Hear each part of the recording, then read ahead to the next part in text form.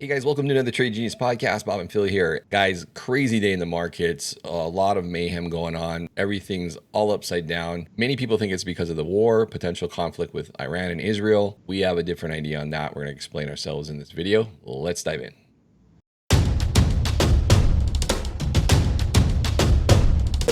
Trade Genius. Hey everybody, it's Bob with Trade Genius. Usually I do fun ads. I talk about our service, but I want to be serious with you for a second. We've been helping a lot of people trading for a long time. As you can see here, I want to let them do the talking for me for a change. But most importantly, we want to help you too. If you've not joined our service yet, come check us out, tradelikeagenius.com. Full service. We have chat room. We have the algorithms for you. We give trades out every day. We educate you. So go to tradelikeagenius.com. Check us out. What you get out of our service is much, much more than what you put into it. And we'd like to see you in the room. Thanks for listening. Okay, Bob, so headlines across the board is, conflict and knee-jerk reaction. But the interesting thing was that you saw some oddities if conflict was really at hand here. One is that gold put in a big topping pattern on the daily chart. Oil didn't really respond as you would expect when we have conflict. Usually that would just be skyrocketing. Didn't see that. And so we're in an environment where you have dollar up, you have yields up, and oil over the longer term has been up. And normally that is a problem going forward. What do you think? Yeah, and I'm going to show you some of the charts here of today. What was really weird today was, the market opened the way you'd expect for war talk. But then all of a sudden, you had these big reversals, dark cloud cover, Japanese candlesticks and oil and gold and then you'd think the market would be responding positively to maybe there's no war, but everything started to sell off. And that brings us to our conclusion is that this is more of a forerunning of a liquidity event here, and people are getting out of Dodge. We have tax selling coming. We have a seasonal window of April of volatility and selling in the market. And we've had a market that's gone up too far too fast with too many assets being overvalued. So this could just be a run-of-the-mill correction. Or volatility was up massively today too, Phil, 15%. So we've missed out on the vol reset that usually get in March. But that's just all tactics. What this has meant in the past though, Phil, you and I were talking ahead of time, was this foreshadows absolutely a recession. When you have gold up, rates up, oil up, it's usually the end state for an economic expansion, and these recessions are usually pretty brutal. And I think that's what we're going to run into here. So I'm going to show you guys the charts today. They're pretty amazing, and I think you can't explain it by a war in Israel. Okay, so let's get into it. So this first chart I'm going to show you, this is light crude oil futures. You can see up here at the top. And we've been in an absolutely big bull run here, basically since, right before Christmas. So we've had our normal pullbacks. You can see our worm here giving you really good buy and sell issues here. And this big run here, this was pretty big. But this is what I want to point to you guys. When you see a pattern like this, you had rate of change go in neutral. The worm was warning us here 2 days ago that something might be up. Market gapped up this morning, and then this is inverted hammer, dark cloud cover, kind of a candle. I was a little surprised because I was playing for this move down in oil, and then when it gapped up because of war news, I thought that was odd, but then it came right back down again. And I'm like, okay, that makes sense. Oil's been on a big run, probably should come back down and test this, $81 area, a good correction, and move back up higher. But when it gapped up, it probably caught a lot of people goofy-footed, and it gave the market makers liquidity here to bail out on long positions. So I for sure see oil pulling back in, unless absolutely the Middle East blows up over the weekend. Next chart I want to show you is gold. Okay, this was really odd too, and this was even more negative. Okay, so you had a big move here, dollar started to rise, and then you had gold here give another inverted hammer, and closing on the lows here is not good. Again, these have been multi-month moves higher. They definitely need to be reset. 2,500 was my measured move. It got to 24.45, I think, something like that. Let's see here, 24.49, 24.50, pretty close to hitting the measured move here. So we're definitely going to get a pullback in silver too, which brings brings me to the dollar being up. Look at this chart of the dollar, Phil. It's absolutely insane. Look at this move. So there's a problem in fiat land here somewhere that everybody's racing into the dollar. And I don't think it's because Iran and Israel are going to trade some missiles back and forth, over the weekend, unless World War III is inbound. Next chart I want to show you is on silver.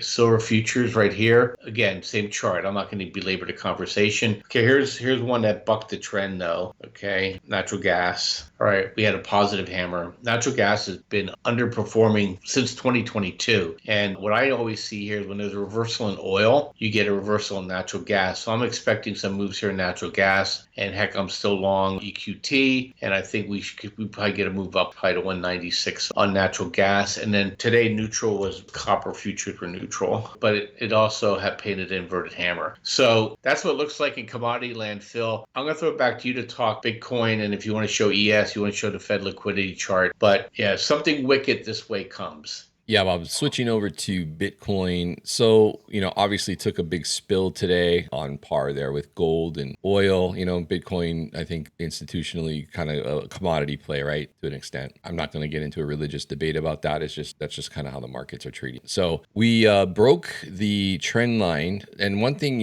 everyone was looking at the trend lines, pennant trend lines, and we already had broken the original one to the downside here. We broke up above that. Then we fell back inside. And then we had this trend line, which broke. I even am open to this trend line eventually breaking as well. And the reason for that is because if you look over here on the right, or on the left, excuse me, the CME still has a gap to fill, which would equate to about $63,300 on Coinbase. The futures have a little bit of premium in them, so the number is going to be a little different there by about $300. But still, I think that's the risk here. Where we did bounce off of is the 50-day moving average. Now, this is our range trader template. And you can see here, the step line is the 50-day moving average. That's exactly where we bounced off of. Now, does that hold? And is that all we're going to get? I mean, it's possible, right? But I just think that with the gap below, that leaves some unfinished business down there. So, I say enjoy the bounce while we get it. This is a 12-hour chart. We still got about 3 hours left in this candle. This is the prior swing low that we blew past. I think a lot of people had stops sitting under that, thinking that we were just going to keep kind of compressing in this range and potentially blow out of here. But like you said, tax day is usually, actually seasonally speaking, tax day is a bottom in the markets. We did have a 90% up down volume ratio day on the equities, which is a short-term bottom as well. So this could hold for a couple days, but I think, and maybe even to next week into OPEX, but I think post OPEX, this may not hold up. And I think maybe potentially we get that gap closed. I have the 12-hour here Ranger because on these big parabolic moves that we get in Bitcoin as it's in the middle of its run, a lot of times the 12-hour holds up the trend. And we've already had one tap of it. We could get another tap of it. We could even potentially flip it. And then maybe one of these downside extensions gets hit like 58.7 or potentially down even as low as 54. And it still wouldn't change the game. But you would want to see a pretty quick bounce off those levels. I don't think it's going to get that low. Maybe at the bearish end, you get 58.8 and flip this. But if you do flip the 12-hour, what you want to see is maybe a day or so. And then this thing starts to pick back up. You get kind of that delayed reaction. So in terms of the overall move, in terms of the range trader, pretty much to be expected. Again, here's the 50-day moving average. That's shows it a little more clearly. We bounced right off of that. And like I said, we may get a retest, dead cat bounce that rolls over at some point in the weekend, test lower here. But I think we have enough in the tank now with this move down. And we also hit the 50-day on the SPX as well, where we'll probably see at least a couple day bounce. And typically into OPEX, which is next Friday, the markets tend to go up either into Tuesday or Wednesday more often than not. But I think, you have post OPEX weakness because those OPEX, the options, which is really controls the market these days, those hedges expire on Friday. So there's this window, what they call the window of weakness, and it's going to affect everything from equities to crypto, I think. So that's the risk beyond OPEX. After next week, we could see more weakness. One other thing I'll show you guys, we had a couple, we were following this fractal which was following the previous, I think, 2021 run. And we kind of broke off from the consolidation. This is where the 2021 run took off, and we really didn't follow suit. There's another optional path that actually shows us kind of going back down and testing the lows of this range. And we're starting to see that play out. So we could potentially see this still. That remains to be seen, but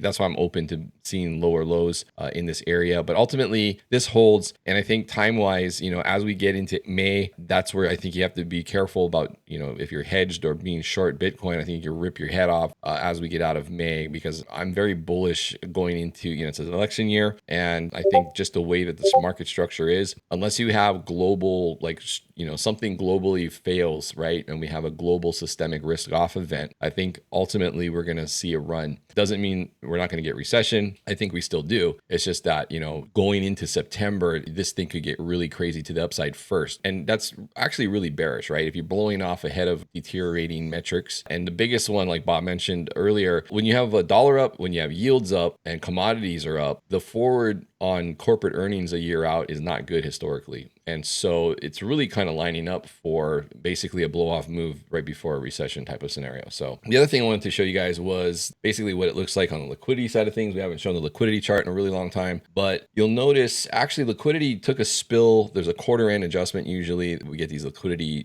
moves, and we did get risk off, and you notice it pulled back. Well, now we're getting risk on. So liquidity has come surging back in. So for the moment we got risk on, we would look for maybe a potential bounce in the next week. What we have to watch for though, however, is as tax receipts come in, that actually drains liquidity because the treasury account goes up. That's negative for liquidity. So this could come back down and actually trigger another risk off again. And that's where it's going to make April into May a little tricky to navigate. So, but for right now, we're getting a risk back on. And I think that favors a move up into next week, short term anyway. And then we'll have to see if we get that risk off again. Yeah, Phil, they say we should look for rising federal receipts into May 10th. And it's been really a weird tax season where almost everybody's waiting to the last minute here. And the amount of money is starting to be much higher than in the past.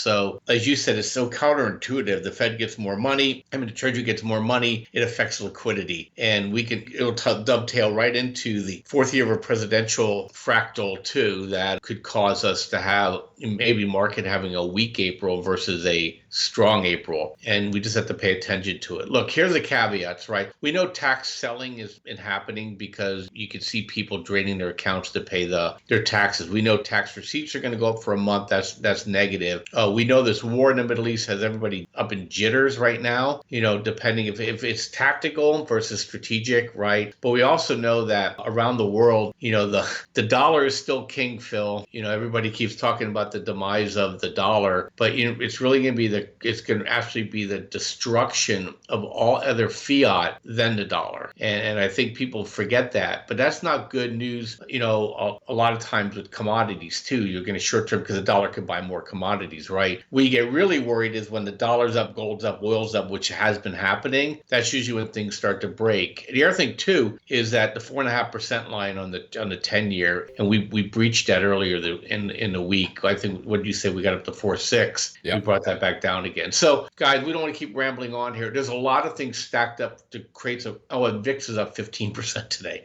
So there's a lot of things stacking up against the market right now short term. Like I said, I'm more bearish than Phil is. Phil's still looking for a massive liquidity event that's going to blow the doors in. I'm a little bit more cautious. And I think if anything, if it happens, I'm participating with energy. Although today, my energy names, they took a header today.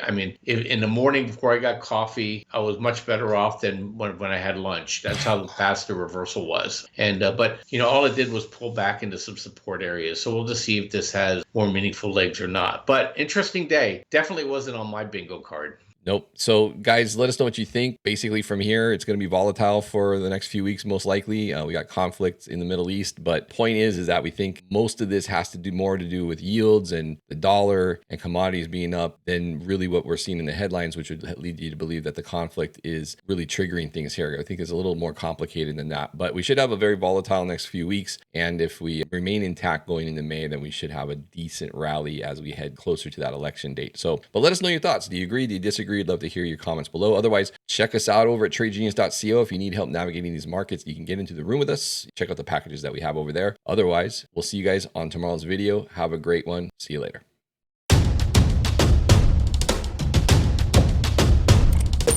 Trade genius.